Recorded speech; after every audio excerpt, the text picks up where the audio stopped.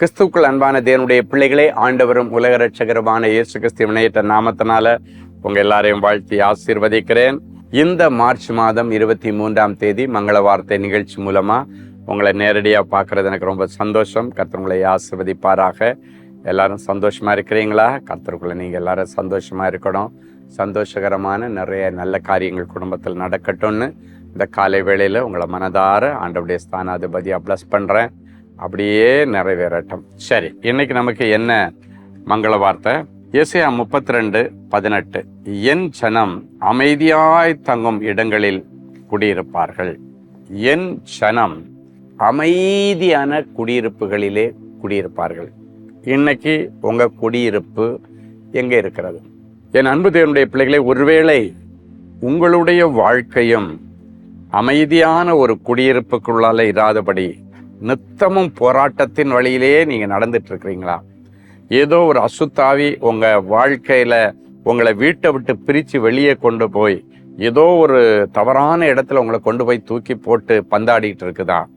எதுவா இருந்தாலும் இன்னைக்கு உங்க பிள்ளைங்க அப்படிப்பட்ட நிலைமையில இருந்தாங்கன்னா, ஆண்டவரை யாம் பிள்ளைங்க, அவங்க உங்க பிள்ளைங்க, நீங்க கொடுத்த பிள்ளைங்க அமைதியான இடத்துல குடியிருப்பாங்கன்னு சொன்னீங்களே, நாங்க அமைதியான வீட்டில் குடியிருக்க என் பிள்ளைய அந்த சிறையிருப்பிலிருந்து கொண்டு வாங்க அப்படின்னு நீங்க ஜெபம் பண்ணுங்க.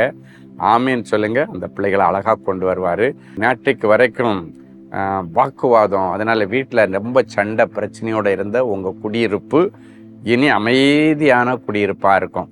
சிலர் சொல்றத பார்த்துருக்கிறேன். சில பிள்ளைங்க ரொம்ப ஓவரா கத்தும்போது பேரண்ட்ஸ் சொல்லுவாங்க, நானும் உங்க அப்பாவும் இந்த வீட்டில் 25 வருஷமா குடியிருக்கிறோம்ப்பா, வீட்டு சத்தம் வெளியே கேட்காம இருக்கு, ஆனால் நீங்கள் இவ்வளோ சத்தம் போடுறீங்களே, வெளியெல்லாம் கேட்டால் என்ன நினைப்பாங்க அப்படின்னெல்லாம் புலம்பிக்கிட்டு இருக்கிறத ஆண்டவர் கேட்டு இன்னைக்கு சொல்கிறாரு, உங்கள் வீடு ஒரு அமைதியான அழகான குடியிருப்பாக, வாக்குவாதமோ சண்டையோ இல்லாத குடியிருப்பாக ஆண்டவர் மாற்றுவார்.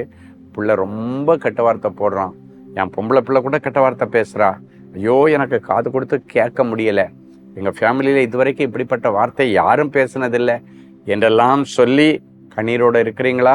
உங்க குடியிருப்புல இனி சமாதானத்தின் வார்த்தைகளும் ஆரோக்கியமான நல்ல வார்த்தைகளும் பேசப்படத்தக்கதாக அப்படிப்பட்ட பிள்ளைகளுடைய நாவை கர்த்தர் இன்றைக்கு தன்னுடைய அக்கினி குரடை கொண்டு தொட்டு அவளை இயல்பு நிலைக்கு கொண்டு வராரு. ஸோ இன்னைக்கு பிறகு உங்க குடும்பம் சமாதானமா அமைதியா நிம்மதியா குடியிருக்கத்தக்கதாக சிதறி கிடக்கிற உன்னுடைய குடும்பத்தை கர்த்தர் இன்றைக்கு கூட்டி சேர்க்கிறார்.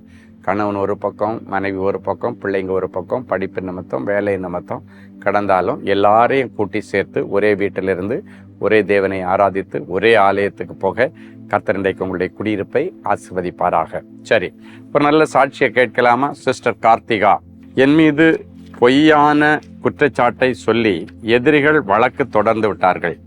நான் மறுப்பு தெரிவித்து முன்ஜாமீன் மனு அனுப்பினேன். ஆனால் என்னுடைய முன்ஜாமீன் மனுவுக்கும் பலமான எதிர்ப்புகள் இருந்தது. நான் மதுரையில் நீதிமன்றத்தில் இருந்தபோது என்னுடைய மகள் தேவனின் அன்பு ஊழியங்களுக்கு நேரில் சென்று ஜெப ஊழியரிடம் சொல்லி ஜெபிக்க கேட்டுக்கொண்டாள். ஜெப ஊழியர் எனக்காக பாரப்பட்டு ஜெபித்தார்கள். ஜெபித்த அன்றைய தினமே எனக்கு முன்ஜாமீன் கிடைத்தது. மேலும் எதிர்த்தரப்பினர் வழக்கையும் வாபஸ் வாங்கிவிட்டார்கள். பார்த்தீங்களா, அமைதியான குடியிருப்பில் இருக்கிறவங்க அந்த வீட்டை விட்டே வெளியேறி எங்கேயாவது ஒளிஞ்சு பதுங்கி இருக்கிற நேரத்தில் தேவனின் அன்பு ஜெபக்கூரத்தில் அவங்க மக வந்து எங்கள் குடியிருப்பு மறுபடியும் அமைதியான குடியிருப்பா சமாதானமாக இருக்கணும் அப்படின்னு ஜெபித்த பொழுது ஜாமீனும் கிடைச்சது. யார் வழக்கு போட்டாங்களோ அவங்க அந்த வழக்கையும் வாபஸ் வாங்கிட்டாங்க.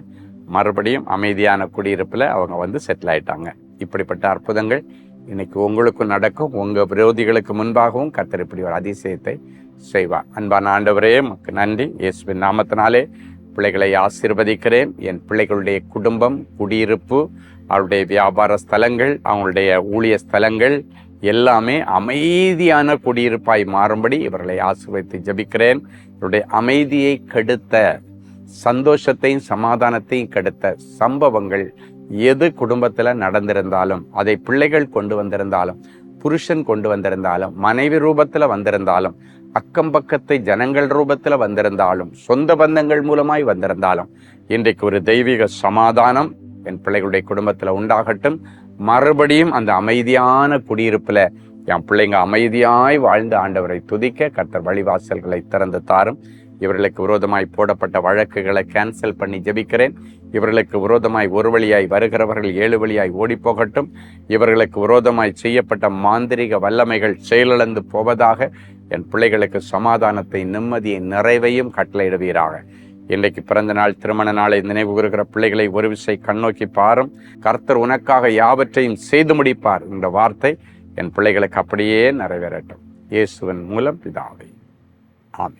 அன்பு தேவனுடைய பிள்ளைகளே, இந்நிகழ்ச்சியின் மூலம் நீங்கள் பெற்றுக்கொண்ட ஆசீர்வாதங்களையும் உங்கள் ஜெப விண்ணப்பங்களையும் அனுப்ப வேண்டிய முகவரி: தேவனின் அன்பு ஊழியங்கள், Vinayak avenue, OMR road, Okkiyam, Thoraipakkam, Chennai 600097. மேலும் 24 மணி நேர ஜெப உதவிக்கு 044-24547-999 மற்றும் 9941150999 என்ற எண்களுக்கு தொடர்பு கொள்ளுங்கள்.